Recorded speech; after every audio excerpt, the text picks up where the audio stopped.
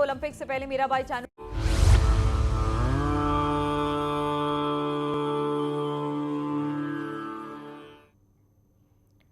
नमस्कार, स्वागत है आप सभी का हमारी खास पेशकश नई अयोध्या में रामनगरी में। मैं हूं आपके साथ मनु तेवतिया। पुरानी अयोध्या या वैदिक अयोध्या को किसी ने नहीं देखा है। कल्पनाओं में, कहानियों में, ग्रंथों में राम की अयोध्या का जिक्र मिलता है। उसी आधार पर राम भक्त प्रधानमंत्री मोदी और सीएम योगी नई अयोध्या बनाने में जुटे हैं। राम मंदिर शिलान्यास के बाद नई अयोध्या में राम नगरी को बनाने का काम तेज हो गया है। तो सवाल यह है कि ये नगरी कैसी होगी, इसमें क्या होगा और कैसे वैदिक नगरी तैयार होगी और इसके लिए क्या किया जा रहा है। इन सारे सवालों को लेकर हमने आपके लिए ये रिपोर्ट तैयार की है।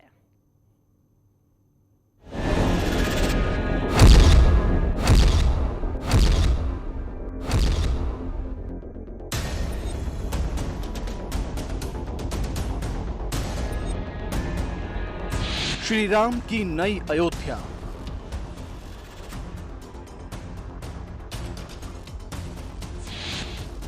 दिखने लगी है पुरानी अयोध्या की नई पहचान।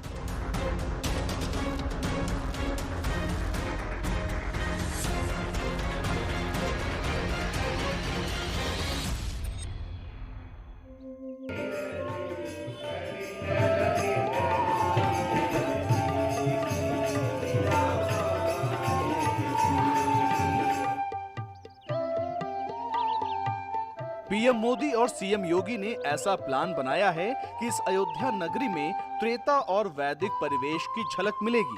बेहतरीन शिल्प कला का नमूना देखने को मिलेगा, जिसे देखने दुनिया भर के लोग आएंगे।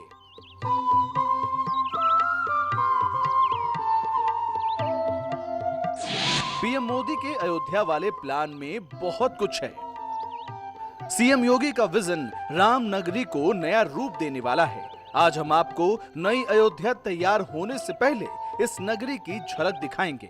एक एक चीज को कैसे संवारा जा रहा है, पर्यटकों के लिए कैसी तैयारी है और जो भी इस नगरी में आएगा उसको क्या मिलेगा, उसकी एक एक जानकारी देंगे। विजन डॉक्यूमेंट के जरिए अयोध्या के जिस नए अध्याय को लिखने की तैयारी की जा रही है, उसके तहत बहुत सारे विकास की परियोजनाएं हैं जो 1200 एकड़ में फलीभूत होनी है। सरयू के किनारे बसे अयोध्या के विकास का ताना बाना तैयार कर लिया गया है। रामलला के मंदिर के साथ पूरे शहर का रंग रूप ऐसे सजाने का प्लान बनाया गया है भगवान राम की नगरी अद्भुत बन जाए। इसलिए एक और मंदिर बनाने का काम तेजी से चल रहा है, तो दूसरी ओर शहर को संवारने और विकसित करने का काम भी चल रहा है।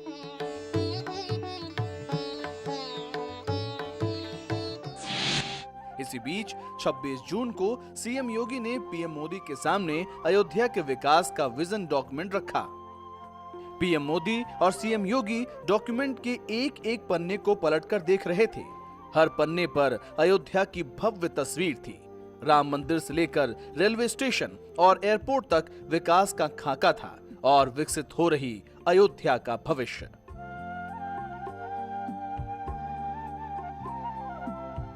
इस मीटिंग में प्रधानमंत्री नरेंद्र मोदी ने कहा कि अयोध्या को इस तरह से विकसित किया जाए कि हर किसी को अपने जीवन में कम से कम एक बार अयोध्या आने की इच्छा जरूर महसूस हो। मीटिंग के दौरान प्रधानमंत्री मोदी ने अयोध्या को एक ऐसा शहर बताया जो हर भारतीय की सांस्कृतिक चेतना में बसा है, इसलिए इसमें परंपराओं की झलक दिखनी चाहिए। अयोध्या आध्यात्मिक शहर है, इसलिए इसका भविष्य का बुनियादी ढांचा ऐसा होना चाहिए जो पर्यटकों और तीर्थयात्रियों के साथ साथ सभी के लिए फायदेमंद हो। इसके लिए सीएम योगी ने अयोध्या में दिवाली और रामलीला की शुरुआत की। दिव्य आयोजन की तस्वीरें आज भी देखने पर राम भक्तों को गौरव होता है। ये आयोजन इसलिए शुरू किए गए ताकि दुनिया का ध्यान अयोध्या की ओर आए। यही नहीं, यहाँ की रामलीला में इंडोनेशिया के कलाकारों को शामिल कर राम नगरी की कहानी जन जन तक पहुंचाने की कोशिश की। यानी अयोध्या में हमने दीपोत्सव का आयोजन 4 वर्ष पूर्व जब प्रारंभ किया था, इंडोनेशिया की रामलीला को मैंने स्पेशली वहां बुलाया था। सभी पात्र मुस्लिम थे। आप सोचेंगे और रामलला हमसे कोई मानदेय नहीं लेती है, वो केवल इस बात पर उन्हें गौरव की अनुभूति होती है कि साहब हम राम की धरती पर जा रहे हैं।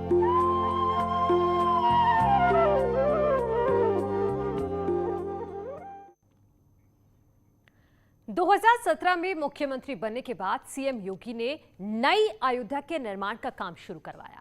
नई अयोध्या की रामनगरी को वैदिक रंग रूप देने का खाका तैयार किया गया और एक एक चीज को धरातल पर उतारने का काम शुरू कर दिया गया। किसी भी शहर के विकास के लिए ट्रांसपोर्ट सिस्टम पहली जरूरत होती है, तो उसके बाद शहर में आने वाले लोगों के लिए रहने की व्यवस्था, उनके लिए दर्शनीय स्थल की भव्यता बनाने का काम किया जाता है और इसी तरह अयोध्या का नव निर्माण किया जा रहा है।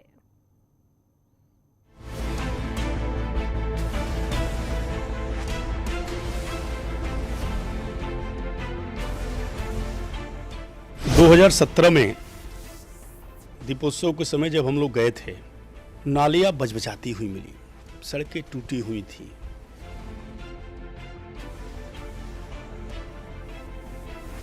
खंडहर सी अयोध्या दिखती थी, लेकिन आदरणीय प्रधानमंत्री जी की प्रेरणा और माननीय मुख्यमंत्री जी के नेतृत्व में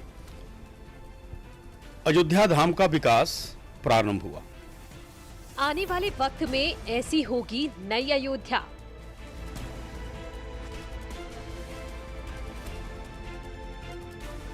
रामलला की नगरी के ये मॉडल हैं।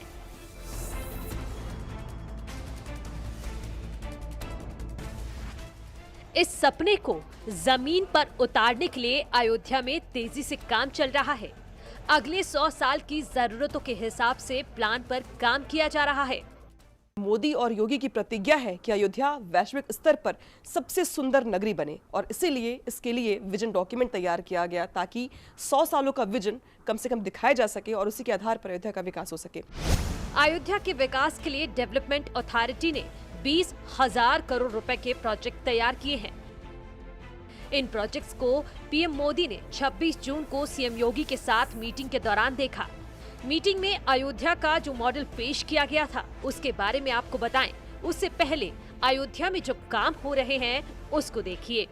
इस वक्त हम मौजूद हैं लखनऊ से 127 किलोमीटर दूर अयोध्या की उस जगह पे जिस अयोध्या को लेकर प्रधानमंत्री मोदी ने जो सपना देखा है, उस सपने में हर रोज नए रंग भरे जा रहे हैं और इस रंग को और चटक बनाने में अयोध्या एयरपोर्ट की भूमिका ज्यादा होगी। इस एयरपोर्ट का नाम मर्यादा पुरुषोत्तम श्री राम के नाम पर रखा गया है। मर्यादा पुरुषोत्तम भगवान श्री राम एयरपोर्ट के विस्तार का काम चल रहा है। उत्तर प्रदेश के मुख्यमंत्री योगी आदित्यनाथ लगातार अयोध्या के विकास योजनाओं की समीक्षा कर ये जानने का प्रयास कर रहे हैं कि 1200 एकड़ में जिस अयोध्या को डेवलप करने की बात की जा रही है उसमें वो नए आयाम कौन कौन से होंगे। मैं जो देख पा रही हूँ पहली नज़र में अपने यहाँ से जिस फ्लाईओवर पे मैं मौजूद हूँ वहाँ से मैं देख पा रही हूँ इंटरनेशनल एयरपोर्ट का वो हिस्सा जिसको लेकर सरकार का ये प्रयास है कि ये जो पहले छोटा सा हेलीपैड था अब उसको इंटरनेशनल एयरपोर्ट के तौर पर डेवलप किया जाए, यानी कि भगवान राम के वो श्रद्धालु, वो भक्त, वो अनुयायी जो न सिर्फ उत्तर प्रदेश देश बल्कि विदेशों में रहते हैं उन्हें भी वो मौका मिले जब वो अयोध्या में आकर भगवान राम के दर्शन कर सके, पूजा पाठ कर सके। इसके लिए जमीन अधिग्रहण को लेकर 4 अगस्त को अयोध्या जिला प्रशासन ने धर्मपुर गांव में पुनर्वास प्रमाण पत्र वितरण कैंप का आयोजन किया और इस कैंप में लगभग 28 लोगों को आवासीय पट्टा दिया गया। 4 अगस्त तक कुल 60 लोगों ने 25 एकड़ जमीन एयरपोर्ट के नाम बेनामा कर दी है। इंटरनेशनल एयरपोर्ट 600 एकड़ में प्रस्तावित है। रनवे 2 किलोमीटर लंबा होगा जिस पर टीआर जैसे विमान भी लैंड कर सकते हैं। नेपाल, इंडोनेशिया, श्रीलंका समेत बहुत सारे देश ऐसे हैं जहां पर भगवान राम के श्रद्धालु भारी मात्रा में हैं और वो यहाँ पे दर्शन करने, पूजा पाठ करने आएंगे भी।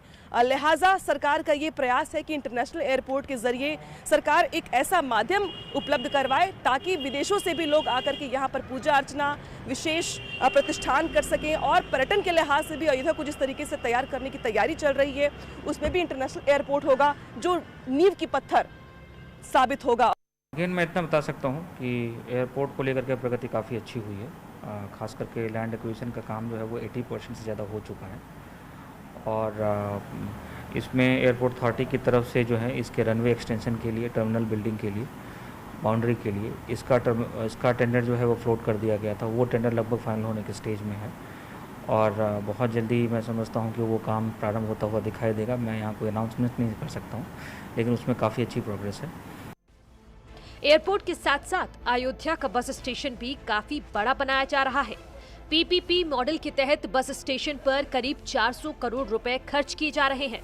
बस स्टेशन के निर्माण के लिए संस्कृति विभाग की 9 एकड़ की जमीन को परिवहन विभाग को दिया जाएगा और बस स्टेशन से देश प्रदेश के सभी महत्वपूर्ण बस स्टेशनों से जोड़ा जाएगा।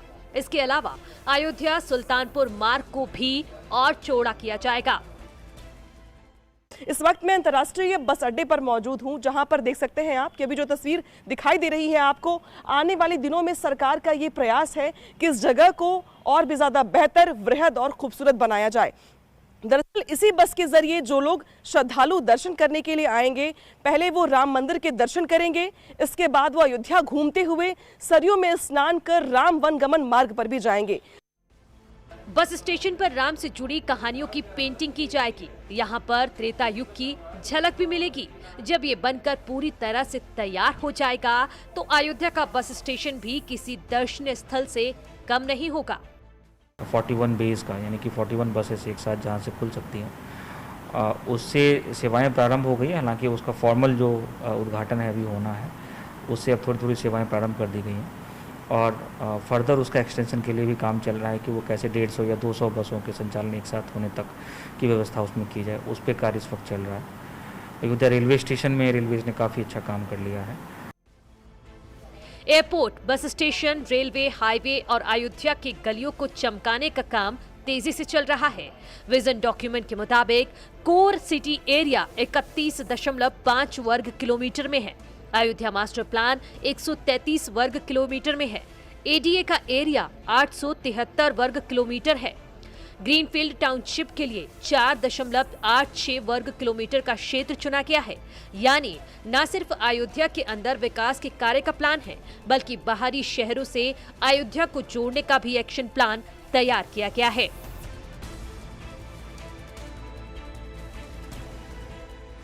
अयोध्या को सनातन परंपरा के मुताबिक विकसित किया जा रहा है। इसे आध्यात्मिक नगर, ज्ञान केंद्र, उत्सव नगर के रूप में तैयार किया जा रहा है। सरकार का पहला लक्ष्य Ayodhya main spine road, Sugriv Kila से श्री राम मंदिर मार्ग, श्रृंगार हाट से श्री राम मंदिर तक और पंचकोसी परिक्रमा मार्ग को विकसित करना है।